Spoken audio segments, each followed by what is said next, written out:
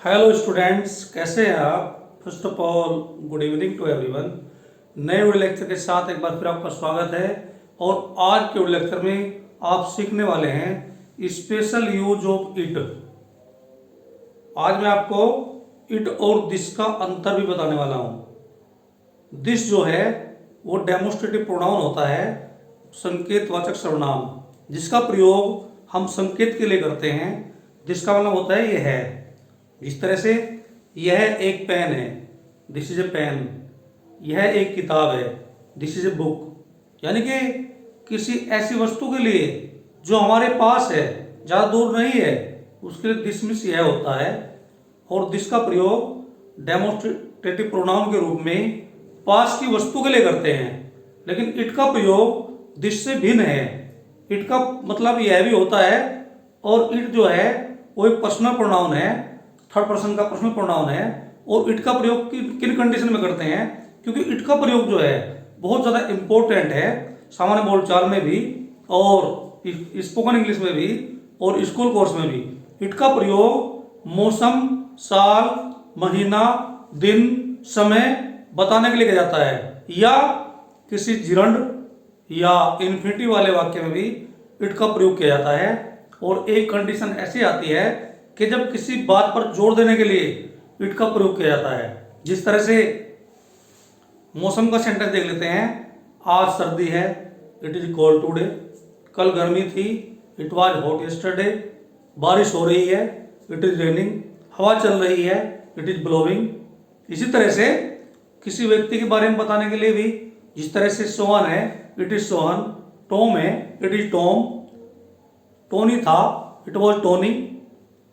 या किसी बात पर जोर देने के लिए भी इट का प्रयोग करते हैं। जिस तरह से तुमने ही मेरी सहायता की थी, it was you who helped me. अब मेन पॉइंट पर आते हैं और देख लेते हैं इट के प्रयोग के रूल क्या हैं। इट का प्रयोग कब करते हैं, देख लेते हैं। जब समय, दिन, माह, त्योहार, मौसम आदि का वर्णन किया जाए, या सब्जेक्ट के रूप में इन्फिनिटिव या जिरंड को रखा जाए, तब इट का प्रयोग करते हैं। किसी बात पर जोर देने के लिए भी इट का प्रयोग करते हैं। देख लेते हैं पहला सेंटेंस। जनवरी का महीना था। मौसम से संबंधित वाक्य है, सॉरी, महीने से संबंधित वाक्य है, माह से संबंधित वाक्य है। It was the month of January. इसमें सबसे पहले इट, उसके बाद बी फॉर्म वर्ब लगाइए, is, am, are, was verb जो भी है, उसके बाद ऑब्जेक्ट लगा दीजिए। जनवरी का महीना था, it was the month of जनवरी।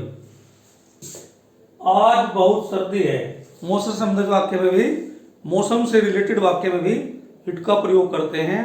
जैसे आज बहुत सर्दी है, it is very cold today. It is very cold today. मौसम से संबंधित वाक्य में ध्यान रखिए, ऐसे वाक्य का सब्जेक्ट जो है वो इट होता है। कल बहुत गर्मी थी, इट वॉज वेरी या एक्सट्रीमली, एक्सट्रीमली कह सकते हैं, it was extremely hot yesterday. तो ध्यान रखिए, मौसम से संबंधित सेंटेंस में इट का ही प्रयोग करते हैं। ऐसे सेंटेंस का जो सब्जेक्ट होता है वो इट होता है। आप देख लेते हैं। अब 8 बजे हैं, समय बताने के लिए भी इट का प्रयोग किया जाता है। It is 8 o'clock now. It is 8 o'clock now. अगले सेंटेंस पर आते हैं। वर्षा हो रही है, प्रेजेंट कंटिन्यूअस टेंस का वाक्य है। जब आप प्रेजेंट कंटिन्यूअस टेंस पढ़ते हैं तो उसमें रूल्स में लिखा होता है ही, सी, इट के साथ इज लगाते हैं। तो इट जो है, ऐसे सेंटेंस का सब्जेक्ट जो है इट होता है। मौसम से संबंधित वाक्य का सब्जेक्ट जो है वो इट होता है। और इट जो है सिंगुलर नंबर में काउंट होता है, और ये एक पर्सनल प्रोनाउन है, थर्ड पर्सन का पर्सनल प्रोनाउन है, थर्ड पर्सन है। वर्षा हो रही है, इट इज रेनिंग। हवा चल रही थी, इट वॉज ब्लोइंग। अब देख लेते हैं, सन के लिए भी, वर्ष के लिए भी इट का प्रयोग करते हैं। जैसे सन 1985 की बात है, it is the incident of 1985। It is the incident of 1985। अब देख लेते हैं बड़े ही अमेजिंग और इंटरेस्टिंग सेंटेंस, इन्फिनिटिव और जिरंड के सेंटेंस। में भी इट का प्रयोग करते हैं। जैसे सिगरेट पीना हानिकारक है, it is harmful to smoke. इसे 3 तरह से बना सकते हैं सेंटेंस को हम।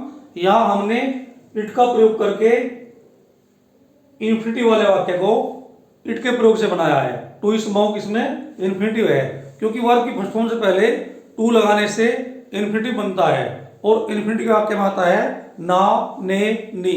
दोबारा देख लेते हैं सेंटेंस को। सिगरेट पीना हानिकारक है, it is harmful to smoke. It is harmful to smoke. या इसे इस तरह से भी बना सकते हैं, एक्सप्लेन कर सकते हैं, टू स्मोक इज हार्मफुल। ये विदाउट इट के प्रयोग के सीधा इन्फिनिटिव से बनाया गया है। टू स्मोक इज हार्मफुल, ये भी ठीक है, और it is harmful to smoke, ये भी ठीक है। एक सेंटेंस जो है जीरंड का देख लेते हैं। स्मोकिंग इज हार्मफुल, वर्ब के आईएनजी फॉर्म में, सॉरी, वर्ब की फर्स्ट फॉर्म में आईएनजी लगाने से जीर्ण बनता है। स्मोकिंग इज हार्मफुल, यानी धूम्रपान करना हानिकारक है। यहां आप 3 सेंटेंस देख रहे हैं। पहला सेंटेंस इट के प्रयोग से बनाया है, it is harmful to smoke. दूसरे सेंटेंस में इसका प्रयोग नहीं किया है, टू स्मोक इज हार्मफुल, यहां सीधा इन्फिनिटिव का प्रयोग किया है। और तीसरे सेंटेंस में स्मोकिंग इज हार्मफुल, ये जीरन का प्रयोग किया है। अब देख लेते हैं बड़ा इंटरेस्टिंग सेंटेंस, किसी बात पर जोर देने के लिए भी इट का प्रयोग करते हैं। जिस तरह से तुमने ही मेरी सहायता की थी, it was you who help me, it was you who help me. I am giving some more example of it. जिस तरह से किसी व्यक्ति के बारे में बताने के लिए भी इट का प्रयोग करते हैं। जैसे सोहन है, इट इज सोहन। गोपाल था, इट वॉज गोपाल। कपिल है, इट इज कपिल। सीता है, इट इज सीता। गीता थी, इट वॉज गीता। तो ये था special use of it. It का प्रयोग जो है हम सामान्य बोलचाल में और इंग्लिश ग्रामर में बहुत ज़्यादा करते हैं, और स्पोकन इंग्लिश में भी इट का प्रयोग बड़ा ही इम्पोर्टेंट है। उम्मीद है आपको वीडियो पसंद आया होगा। इस तरह की जानकारी के लिए अपने इंग्लिश स्पोकन चैनल स्पोकन जावा को लाइक करें, सब्सक्राइब करें, और बेल आइकन दबाना भूलें, और वीडियो को शेयर करें, जिससे अधिक से अधिक गाइड को इसका लाभ मिल सके। That's all.